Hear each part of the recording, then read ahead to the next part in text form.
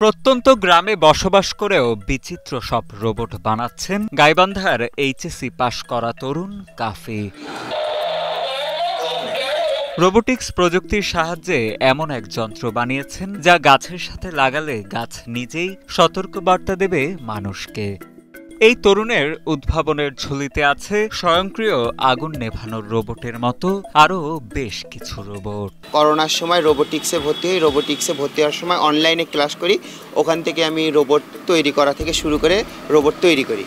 গাইবান্ধার সদরের পশ্চিম কমরনই কুরার বাতা গ্রামের বাসিন্দা হাবিবুর রহমানের ছেলে কাফি ইসলাম লিমন। তৃতীয় শ্রেণীতে পড়ার সময় থেকেই বিজ্ঞানের প্রতি বেশ আগ্রহ ছিল তার। পরবর্তীতে স্কুলের গণ্ডি পেরিয়ে কলেজে ওঠার পর শিক্ষকদের অনুপ্রেরণায় রোবোটিক্সের হাতেখড়ি হয় তার।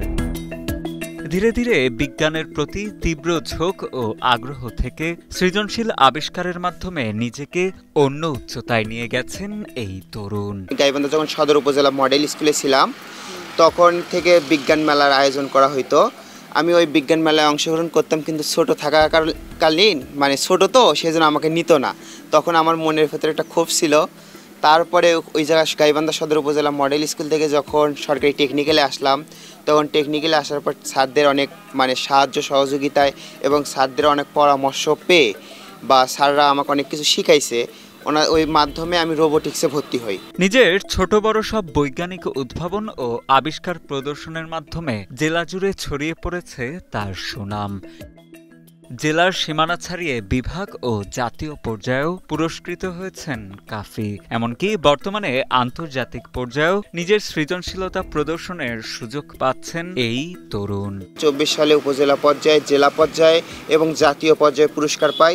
এবং আপনারা হয়তোবা অনেক খুশি হবেন যে রংপুর বিভাগে এই প্রথম আমি আন্তর্জাতিক পর্যায়ে যাওয়ার যে বাছাই পর্ব, ওই বাছাই পর্বে অংশগ্রহণ করতেছি 2 তারিখে। তরুণ উদ্ভাবক কাফি জানান, তার উদ্ভাবিত রোবটগুলোর মধ্যে অন্যতম গাছ কথা বলে রোবটটি।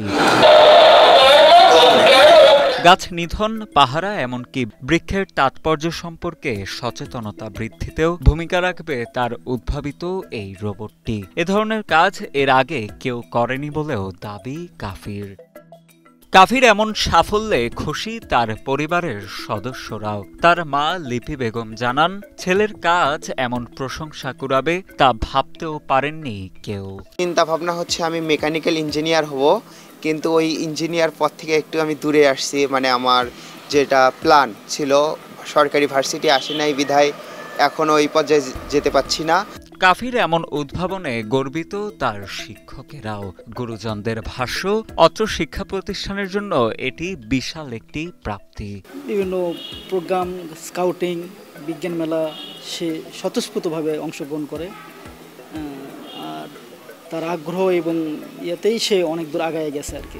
কাফিও ছোটবেলা থেকে লেখাপড়ার ফাঁকে ফাঁকে যে বিজ্ঞানের জিনিসপাতি ওর এগুলো কেনার খুবই আগ্রহ, এগুলো বিজ্ঞানী হওয়ার ওর খুবই আগ্রহ। কাফির উদ্ভাবন ও সৃজনশীলতার প্রশংসা করেন তার কলেজের অধ্যক্ষ। ভবিষ্যতে কাফি আন্তর্জাতিক পর্যায়েও দেশের নাম উজ্জ্বল করবে বলেও আশাবাদ ব্যক্ত করেন গাইবান্ধা টেকনিক্যাল স্কুল অ্যান্ড কলেজের অধ্যক্ষ ইঞ্জিনিয়ার নূর মোহাম্মদ আনোয়ার রশিদ খান।